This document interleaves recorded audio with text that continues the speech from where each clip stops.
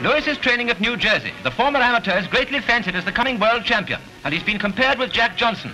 He's got a Bear had his comeuppance when he met one of the indisputable legends of boxing, arguably the greatest heavyweight of all time, Joe Louis, or Louis as we know him in Britain. Joe Louis became world champion in 1937, beating James Braddock. But 3 years before, he had met the German Max Schmeling and lost. Very confusing. Now, ladies and gentlemen, meet the mitts that meant to battle their way to the world title, only something went wrong and they didn't. Meet the owner, 14 stone 2 pounds of coloured dynamite that didn't explode. In other words, Joe Louis. He's got a lightning left, but there was no thunder from his corner when he met Max Schmeling, 31-year-old ex-champion from Germany. Everyone thought he'd be just a Roman holiday for the Brown Bomber, and everyone got the surprise of their lives, and so did Louis. In fact, the only man who wasn't surprised was Schmeling himself. Pretty sure I can beat him. You said it, Max. Winner in one of the greatest upsets in boxing history, Max Schmeling of Germany appears in a Movie-Tone Sports interview following his 12-round smashing knockout victory over Joe Louis.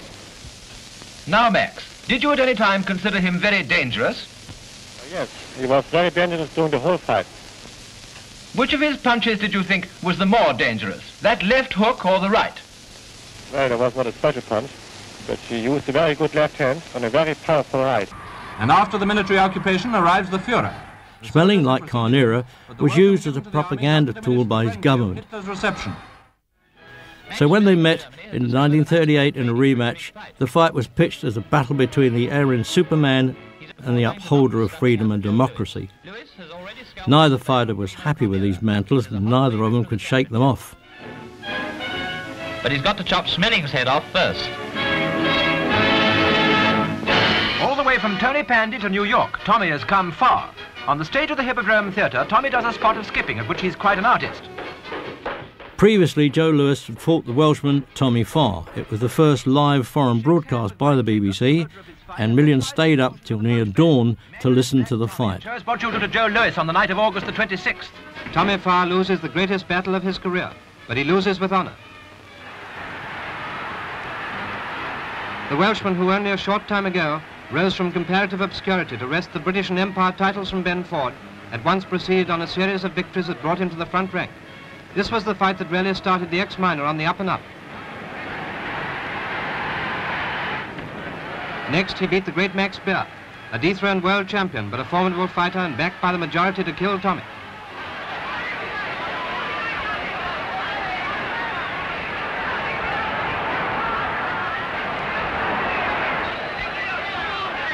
But when Tommy won, they said he couldn't defeat Walter Neusel, the German, who had disposed of all the British champions of his day.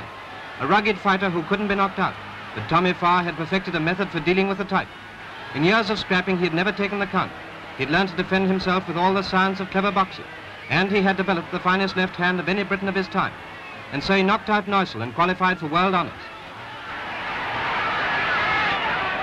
Okay by me. So said Joe Louis, holder of the title. And now they've met and fought, with Tommy Farr putting up a magnificent show, withstanding the Brown Bomber for the whole distance of 15 rounds, and only losing a most gallant battle on points. Better luck next time, Tommy. You proved that Britain has a real heavyweight champion, and you proved it to America too. Behind the heroic Tommy Farr stand left and right his trainer, Tom Evans, his friends Charles Barnett and Job Churchill, and his manager, Ted Broadrip. Having faced Louis for 15 rounds, Tommy's not afraid to face the camera, despite his wounds, which look worse than they feel. Tommy, will you tell the folks at home what you think about the fight? Well, I'd like to say first, hello Britain, and I'm very sorry that I lost, but I can assure you I tried my very best, but the officials thought my best wasn't good enough. Did Louis hurt you much? Oh yes, I was hurt plenty, as my eyes will show you, and my hand gave out on me in the 5th round, but I don't want to make any alibis. What do you think about the decision? Have you got any feeling about that? Well, I think you'd better speak to my manager. Well, Ted, you tell us, will you? You saw it all from Tommy's corner. Well, I think it was a great fight, and we've got nothing but admiration and appreciation of the American public, who were very fair to us in everything that we've done since we've been in America. I really think that if Joe Louis had been handicapped with 2 bad eyes, the same as Tommy, that there'd have been a new champion of the world today. When Louis met Schmeling again in 1938, colour was forgotten as Louis was given the responsibility of turning back the tide of fascism. The responsibility was heightened even more as Jesse Owens had humiliated Hitler in his own backyards 2 years previously. Max Schmeling is in New York to train for his long-anticipated crack at the World Heavyweight title. He held it once but lost it to Sharkey in 1932. Now give me those hands. Now here are the fists that hold fame and fortune for either one of these two young men. Do you think you possess the hand that'll win the fortune? Well, Jim, I don't know. I hope the best man wins. Well, John, what do you think about your John Hancock? I will try it out, Jim. Don't miss. Don't worry. On the 22nd of June, he is to fight the present holder, a man he's already defeated, Joe Louis. The Brown Bomber is taking things quietly, dreaming of victory. Among his more strenuous forms of exercise is golf, and I should say that as a golfer, he is a very fine boxer. Tell us if your hands are in good shape, Mr. Louis. Well, this one is all right, but this one is all right, too. The Brown Bomber didn't let anyone down. He touched punch perfection, beating Schmeling in 2 minutes.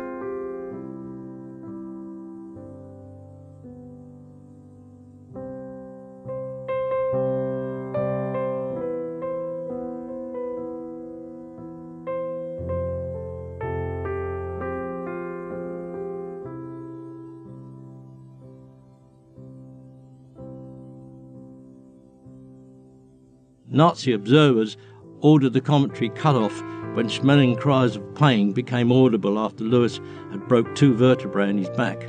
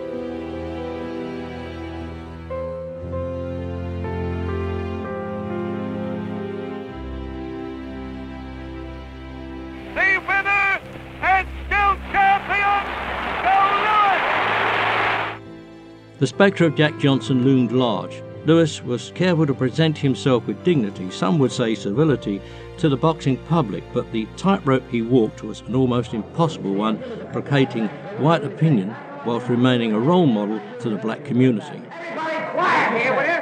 Now listen, Joe. We ask you questions and all you've got to do is answer, see? Well, after a bit, Joe does get the idea. And is that boy bright? Joe, how do you rate? What do you think of Galento for just toughness? Well, Galento, I think he's just as tough as anybody ever fought. I think he's good in game, very tough. Take a punch with the best of anybody I think I ever hit. Joe, do you think you can knock Tony out again?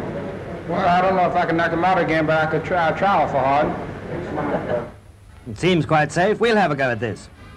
Put your hat on, Joe. See, that's too easy. Thanks a lot, Joe. Staff Sergeant Joseph Louis Barrow visits London. World War II took away Louis's best fighting years, of course, during which time he raised vast amounts of money for armed service charities, boxing exhibition bouts. Apparently he won't be doing any serious boxing till after the war, when no doubt he'll be challenged for the title he's held so long and with such distinction. He refused, though, to box in front of segregated audiences. Even if he's not in championship form, it's easy to recognize. In New York, Joe Louis has signed on to defend his world heavyweight title against Jersey Joe Walcott, who followed up with a wisecrack about the champion's recent visit to Britain.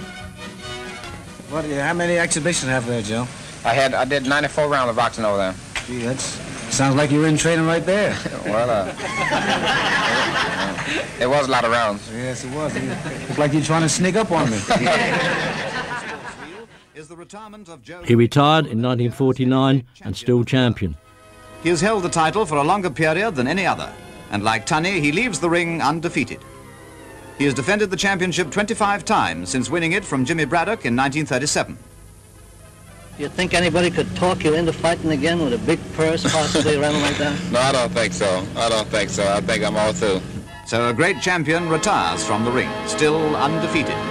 Joe Louis, the retired world heavyweight boxing champion, recently returned to the ring at Chicago, but only for an exhibition bout. His opponent, Pat Valentino, began by putting up quite a good show against the Brown Bomber. It was a 10-round match, and as you see, a perfectly serious affair.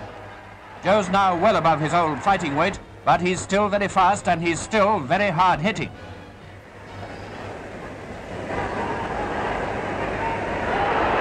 In the 8th round, he rocked Valentino with a few of those famous punches, blows that may not travel very far, but they burst like bombs on an opponent.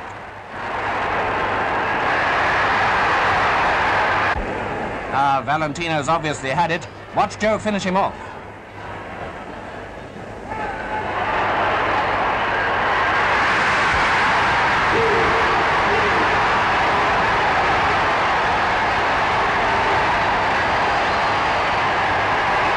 Of course, when people saw Louis was apparently as lethal as ever, they wanted to know if he was going to make a real comeback. The first of the year, then I would really know what I'm going to do. Well, you sure looked the part tonight of a real champion. The tax authorities chased Louis relentlessly, forgetting the contribution he'd made during the Second World War, and so he was forced back into the ring, where he first lost to Ezzard Charles and then in 1951 to Rocky Marciano, the great man's last fight. I was with him on the evening before he died in Las Vegas in 1981.